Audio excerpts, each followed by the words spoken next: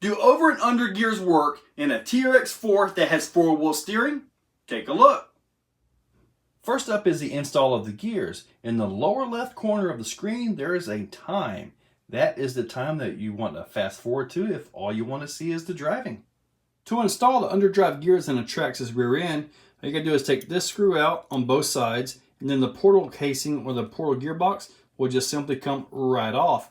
That way you can slide the inner axle shafts out just a little bit and you can get the diff out. In my case, it's going in Grimlock. And yep, rear steer. Now for this one, I'm just going to take the tires off and take the 2 kingpin bolts out, the top and bottom one. Probably go ahead and take this loose as well. That way, when I pull the portal boxes and all out, the axle shafts come right out of the diff. Now this one is a sport spool in here, so there is no selectable locker like what this one has. If you have the selectable locker, there's just a little lever that you have to get out of the way to drop the actual diff out. With the portal boxes and axle shafts out of the way, you have to remove the diff cover. That uses a 2mm hex wrench, and you have 4 bolts on the inside. You also have to remove the drive shaft to get your pinion out, and depending on the drive shaft, that could be a 1.5mm hex wrench or a 2mm hex wrench. With the diff cover out of the way, you can see the spool. This is the sport spool. If it had the selectable diff in it, you would have a little lever and a whole lot more to look at. But that comes right out. And there's a pinion gear. You can just give that a push and just kind of hook it with something and bring it right out. Or just kind of give it a little bit more of a push. There it is. Nice and out of focus. When you get the diff out, you're going to have to take these 4 screws loose. They use a 1.5mm hex wrench. With this, you can see the difference in pinion size. There is quite a bit of difference here. So this underdrive is pretty serious. Stock ring gear on the left, new ring gear on the right. And up there is a spool. Now, the Traxxas ring gears, I love that they've got these teeth which actually fit into the grooves on the diff spool. I love that feature. It adds a lot of strength. The new one does not have that. Why, Traxxas? Why? I would love to have those physical holds on the new gear. Oh well, hope the bolts hold up. With the new gear in place, this is what you get. I did use a little bit of blue thread lock on the bolts. However, the tolerances were really, really tight. So the bolts went in, but they required a little bit of extra force. Nothing is stripped. They're all in pretty solid though. So I'm happy with it. Just like the rear, I did the overdrive in the front, so now it's time to take it outside. Stock gears.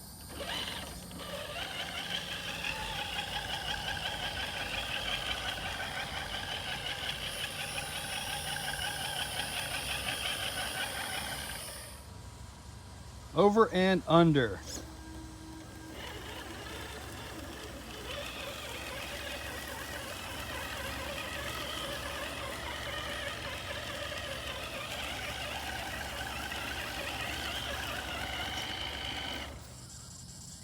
Back tires are even with the concrete.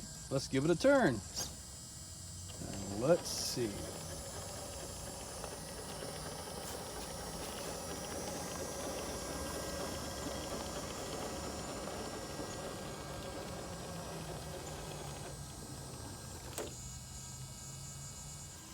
Let's see what this over and under can do.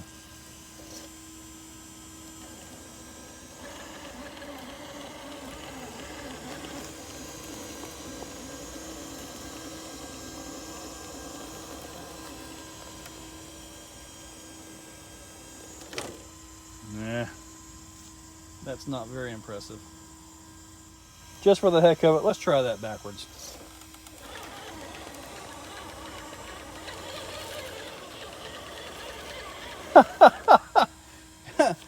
So for a 4-wheel steer vehicle, it's best to overdrive the rear axle and underdrive the front.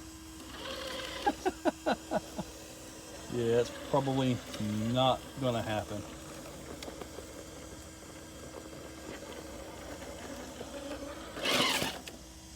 Let's check the climb.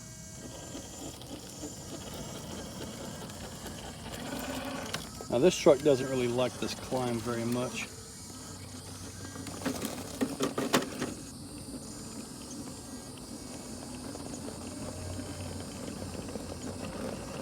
Yeah, front steer only right now.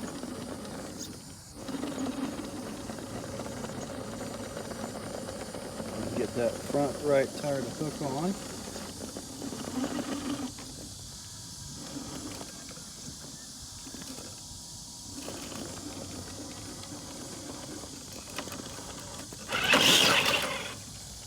All right.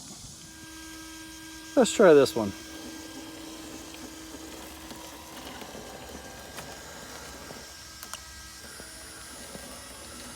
See if it makes a difference on a climb here.